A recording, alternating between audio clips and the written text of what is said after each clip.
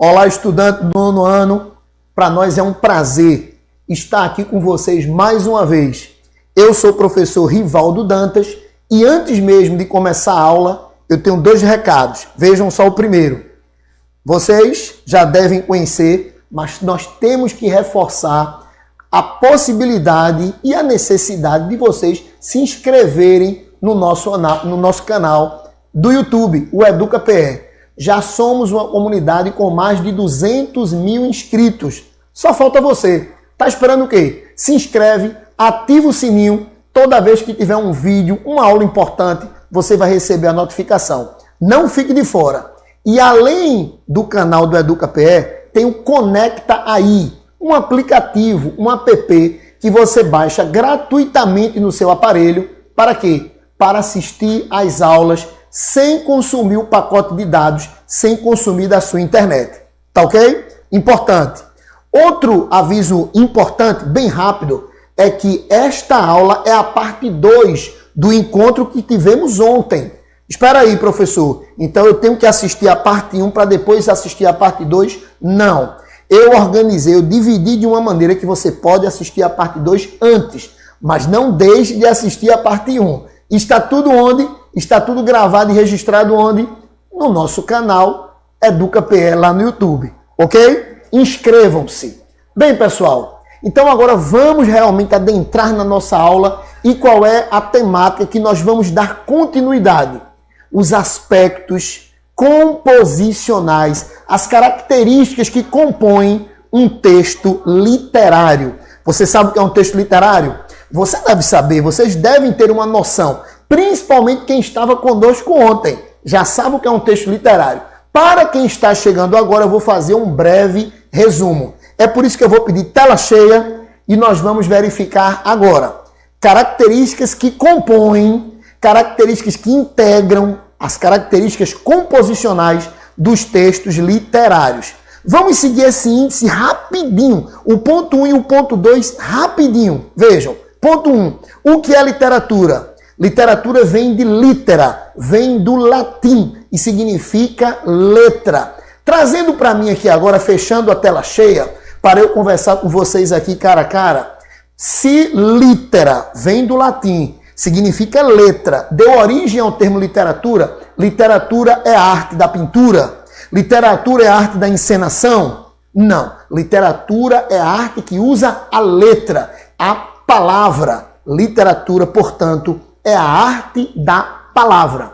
Um texto literário é um texto artístico, é um texto que tem finalidades estéticas. Ele não está preocupado prioritariamente em informar, não, a levar uma informação. Ele tem a preocupação estética. A obra de arte tem a preocupação com o belo. A obra de arte não tem compromisso com a realidade. É outra característica muito importante de um texto literário. Ela pode ser próxima ao real, pode. Ela também pode ser afastada do real. E quando ela for próxima ao real, ela é verossímil, ela é semelhante, ela é parecida ao real. O texto literário jamais vai ser considerado pura realidade. O texto literário, mesmo baseado no real, ele é ficção, porque ele traz consigo a ideologia, o olhar, o sentimento, o toque do escritor.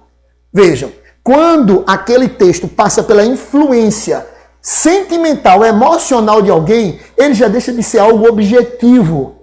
Ele passa a ser algo subjetivo. Bem, vamos falar sobre esse tipo de texto aqui. Quer dizer, estamos falando desde ontem sobre esse tipo de texto. Vamos continuar falando sobre as características que compõem, que integram, que marcam um texto literário. Então, eu vou chamar vocês para virem comigo em tela cheia, por favor. E em tela cheia nós temos uma característica importantíssima da literatura, dos textos literários. Olha só, fuga da realidade. Vamos fechar a tela cheia mais uma vez, só para a gente bater um papo aqui a respeito disso, antes de mostrar o exemplo maravilhoso que eu trouxe. Então eu vou pedir a Ana que pode fechar a tela cheia. Isso. Pode fechar a tela cheia, Ana? Ana, pode fechar a tela cheia? Isso. Pessoal, eu já disse, eu falei no começo, a obra literária pode se basear no real. Claro, existe uma série de textos que se baseiam no real. Ontem nós falamos sobre isso. Ontem eu mostrei mais de um exemplo de um texto literário, de alguns textos literários abordando o social, abordando a realidade que nos cerca. Mas agora eu quero mostrar aqueles textos que fazem exatamente o contrário. É uma característica que compõe o gênero literário. É diferente da notícia. Imagina a notícia fugindo da realidade. Impossível uma coisa dessa. Inconcebível a gente pensar nisso, né? Uma reportagem fugindo da realidade. Não dá. Não daria. Isso aí não existe. Isso não tem lógica. Mas o texto literário tem essa característica maravilhosa de, às vezes, nos fazer passear por outros mundos, trabalhar a nossa imaginação, ou seja, trabalhar o lúdico, nos fazer analisar, pensar, refletir sobre coisas que nós nunca vimos e nunca vamos ver ao nosso redor. Às vezes a gente viaja um pouco, como se diz no ditado no dia a dia, me permitam uma expressão informal, viajar na maionese. Essa é uma característica de um texto literário, característica que compõe os textos literários, a fuga da realidade. Ontem eu dei mais ênfase na poesia. Hoje vai ter poesia também, só que a ênfase maior vai ser na prosa. Veja um exemplo agora em tela cheia. Isso. Vamos agora trabalhar em tela cheia. Fuga da realidade. Olha o que eu trouxe para vocês. Harry Potter. Exatamente. Vocês devem saber que Harry Potter é uma saga baseada em 7 romances, em 7 livros que contam a história, as aventuras do jovem Harry James Potter. Muito bem, olha o que vai aparecer agora. Vamos ver o que a autora britânica J.K. Rowling traz para nós. Olha ele aí, ó. Olha o bruxinho aí. O bruxinho tão famoso, tão amado por alguns adolescentes. Muitos de vocês que devem estar assistindo essa aula agora já tiveram contato com essa obra, já tiveram contato com a saga de Harry Potter. Vejam a fuga da realidade. Sirius Black, provavelmente o condenado de pior fama, já preso na fortaleza de Azkaban, continua a escapar da polícia. Confirmou hoje o Ministério da Magia. Traz para mim aqui, por favor. Veja, gente. Nós temos ali a confirmação do Ministério da Magia. Então, no final do primeiro parágrafo, que não é o primeiro parágrafo do livro, eu peguei um parágrafo aleatório que não traz spoiler, então eu não quero entregar nada importante sobre a obra. Se você não leu, eu estimulo você a ler, mas eu não vou entregar as informações principais. Então, nesse primeiro parágrafo que eu li, aparece que algo foi confirmado pelo Ministério da Magia. É óbvio que nós temos aí uma fuga da realidade. Nós temos aí a invenção de um outro mundo. Ok? Vamos voltar agora para a tela cheia para continuarmos. Enquanto os trouxas foram informados apenas de que Black está armado com uma espécie de varinha de metal que os bruxos, olha gente, uma história que fala sobre os bruxos, usam para se matar uns aos outros, a comunidade mágica, olha gente, comunidade mágica, vive no temor de um massacre como o que ocorreu há 12 anos, quando Black matou 13 pessoas com um único feitiço. Bem, vamos trazer a imagem para mim agora novamente. Olha só, feitiço, magia, a varinha mágica. Gente, é claro que nós temos aí a evasão da realidade, que é o mesmo que dizer fuga da realidade.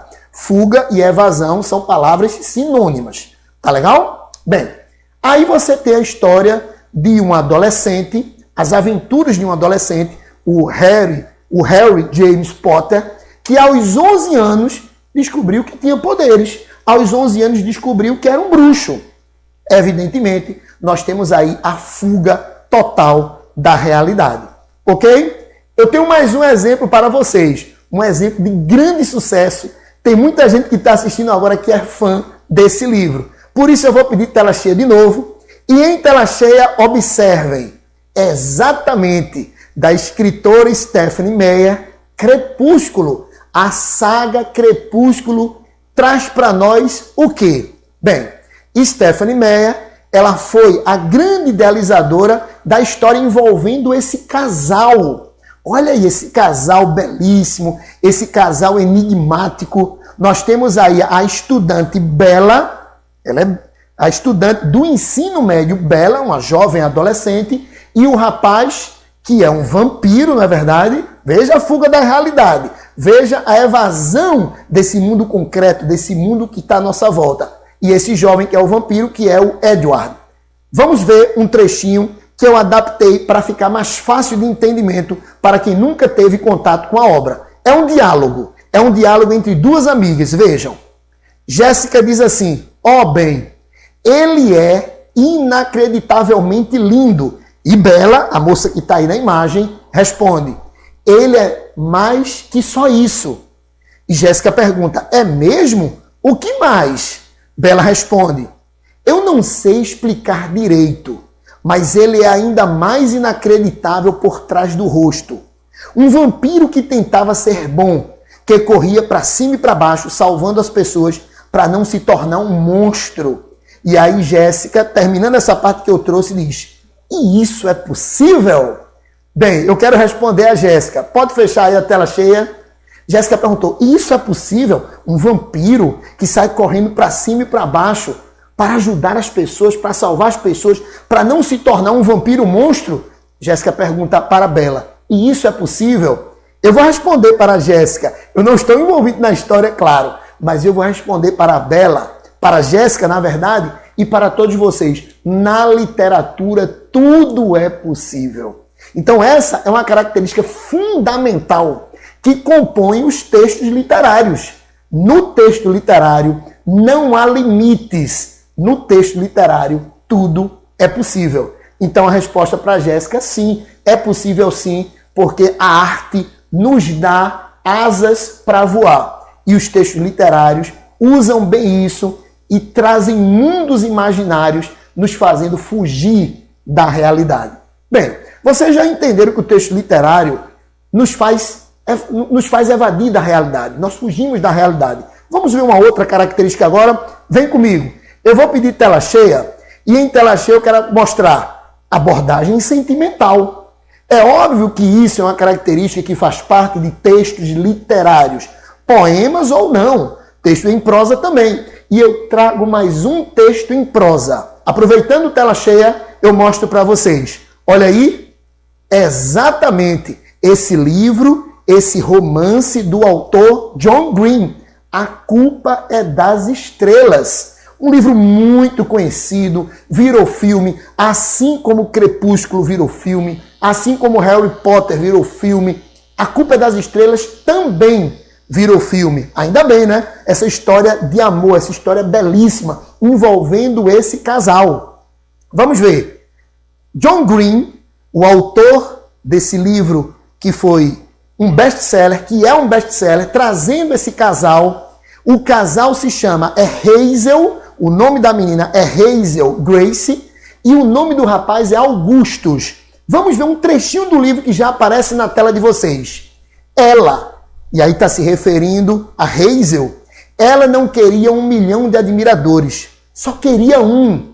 Talvez não tenha sido amada por muitos, mas foi amada profundamente. Traz para mim aqui agora, novamente, vamos fechar a tela cheia e trazendo aqui para mim, olha só, veja que coisa bonita, veja que coisa poética, veja que coisa sentimental. Ela não foi amada por muitos, mas ela foi amada por um só que foi amada bastante, foi amada profundamente, foi amada intensamente. Isso é uma abordagem sentimental muito grande, isso é belo, isso tem um valor lírico, um valor sentimental perfeito.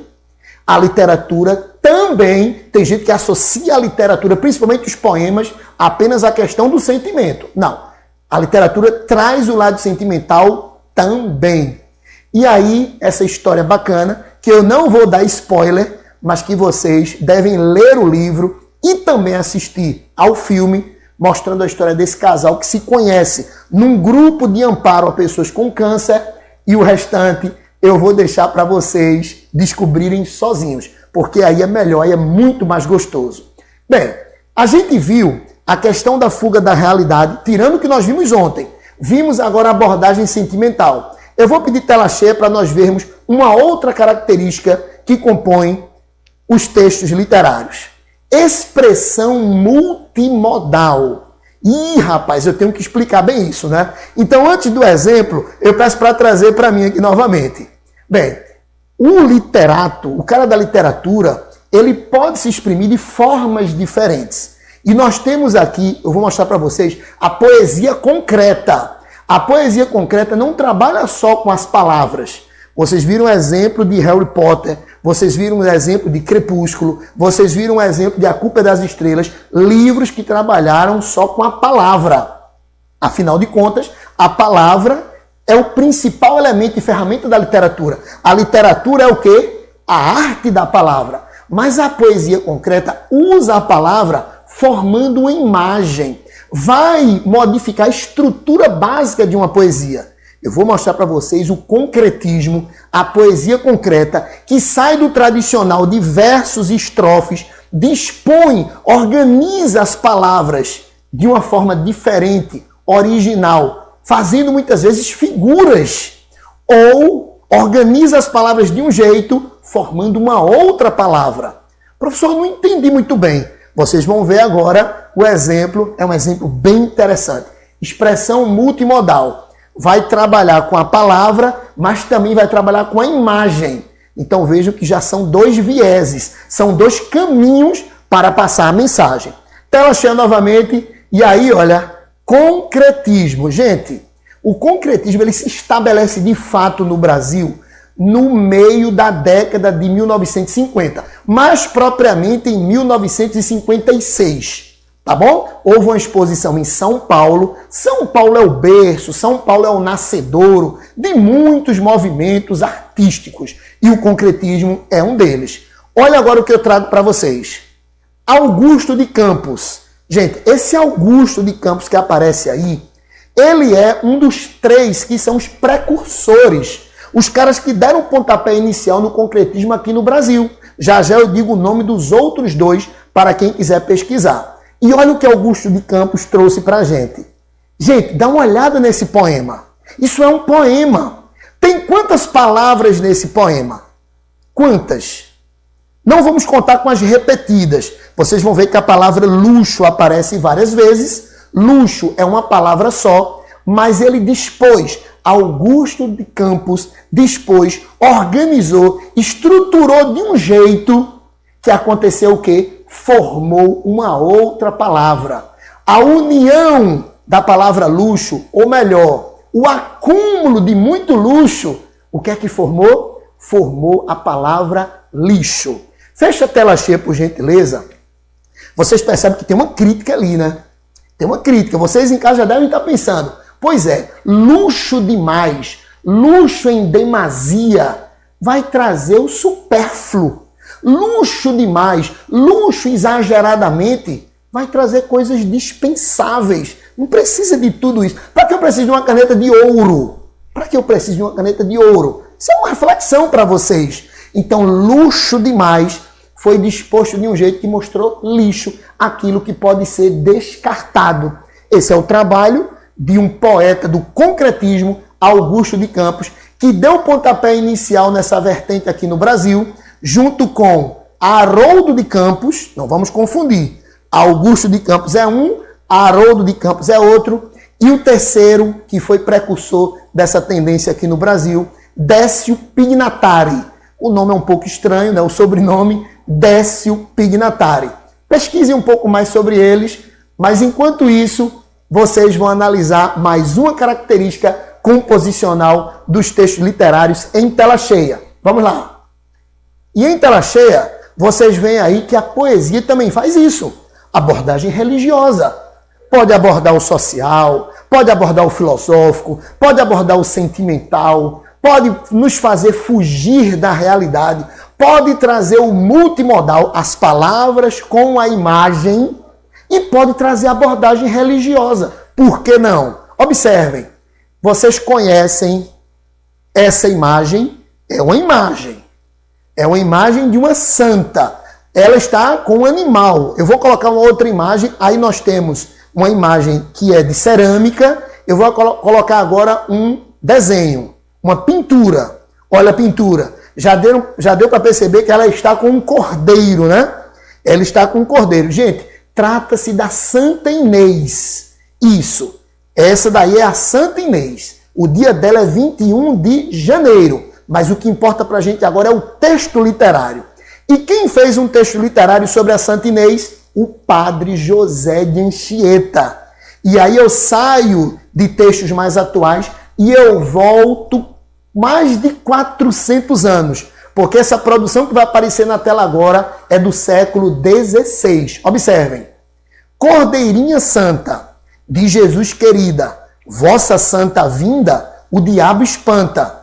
Por isso vos canta com prazer o povo, porque vossa vinda lhe dá lume novo. Traz para mim aqui, gente, o nome desse poema é o nome da santa, a Santa Inês. Esse poema não é tão pequenininho como eu mostrei. Eu mostrei 2 estrofes, ele tem outras estrofes. E você está vendo que ele fala que a vinda da santa traz lume novo. Quando a imagem da santa veio para o Brasil, ele disse que a vinda, a chegada, a presença da santa aqui traria uma luz, traria uma esperança, um sentimento bom, novo para quem estava aqui no Brasil, que passava pelo processo de colonização. Mas vejam, o texto literário, dessa vez poético, sendo utilizado para quê? Para fazer uma abordagem religiosa. Então o texto literário é isso, ele tem diversas características, ele tem uma infinidade de características. Muito bem, deixa eu ver aqui o pessoal que está participando. Nós temos aqui um pessoal participando. Vitória está aqui conosco. Adriana também está aqui conosco. Adriana Alves. Vitória participando aqui, conversando com o pessoal. Juliana também está conosco aqui. Muito bem, pessoal. Kathleen, nós temos Kathleen junto conosco. Que bom saber que vocês estão aí. Gleison também. Não dá para falar de todo mundo, mas temos uma galera aqui nos assistindo. Eu espero que vocês tenham gostado da aula. Semana que vem estamos juntos novamente. Fiquem com Deus e tchau.